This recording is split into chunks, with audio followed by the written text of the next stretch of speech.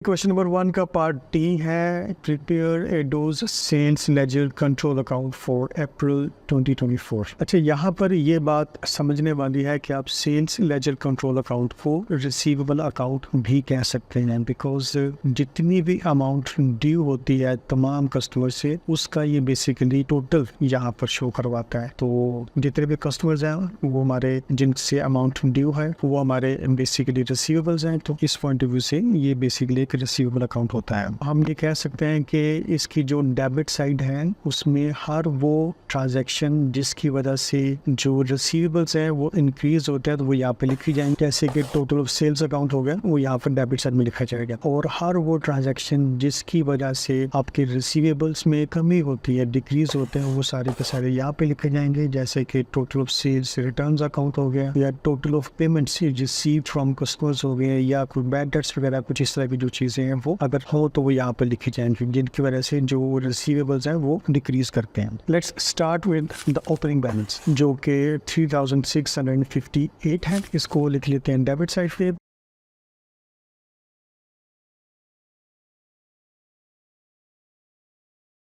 और सेल्स लिख लेते हैं अप्रैल 30 पे टोटल करके, बिकॉज इन सेल्स की वजह से रिसीवेबल्स में इंक्रीज होगा, तो ये लिख लेते हैं 762। और क्रेडिट साइड पे वो तमाम जो ट्रांजैक्शंस हैं जिनकी वजह से हमारे रिसीवेबल्स में कमी होगी, लाइक जैसे कि जितने भी पैसे हमारे रिसीवेबल से हमें मिले हैं वो सारी इकट्ठे करके यहाँ पे लिख लेते हैं, जो कि हमने ऑलरेडी कैलकुलेट किया हुआ है। क्वेश्चन नंबर 1 का जो पार्ट सी का पार्ट 1 था, इसमें हमने टोटल कैलकुलेट किया हुआ जो पैसे टोटल मिले हैं इसको अपने तमाम कस्टमर से, वो है 2076, वो यहाँ पे लिख लेते हैं। बाकी जो सेल्स से रिटर्न्स हैं वो यहाँ पे लिख लेते हैं $30 की।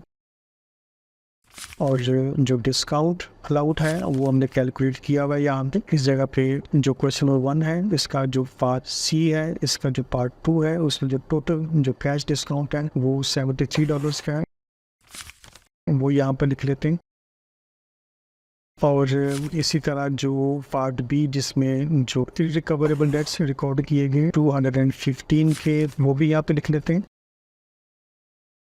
इन तमाम ट्रांजैक्शन की वजह से जो रिसीवेबल्स हैं उनमें कमी आई है। यहाँ पे डेबिट साइड बड़ी लग रही है, इसका टोटल करते हैं तो वो बनता है 4420। इसी टोटल को क्रेडिट साइड पर भी लिखेंगे और इस टोटल में से जो तमाम ऊपर ट्रांजैक्शंस हैं इनको सब्ट्रैक्ट करेंगे। सब्ट्रैक्ट करने के बाद जो अमाउंट बाकी बचेगी वो है 2026, जिसको हम लोग बैलेंस CD बोल देंगे, ठीक है। और ये तमाम जो काम है वो अप्रैल 30 के डेट पे होगा। तो इसी बैलेंस को फिर नए मंथ के लिए यानी कि मई 1 में इसी बैलेंस को ब्रॉट डाउन कर लेते हैं डेबिट साइड पे। और ये चीज़ यहाँ पर याद रखने वाली है कि सेल्स अकाउंट, बैंक यानी कि कैश रिसीव, और बैंक यानी कि amount receive from debtors, sales returns, discount allowed, फिर रिकवरेबल डेट्स और बैलेंस ब्रॉट डाउन करने पर सही लिखने पर आपको एक मार्क मिलेगा। तो इस तरह आपके 6 मार्क्स जो है वो सिक्योर हो जाएंगे, ठीक है। आई जस्ट होप आपको समझ आ गई है।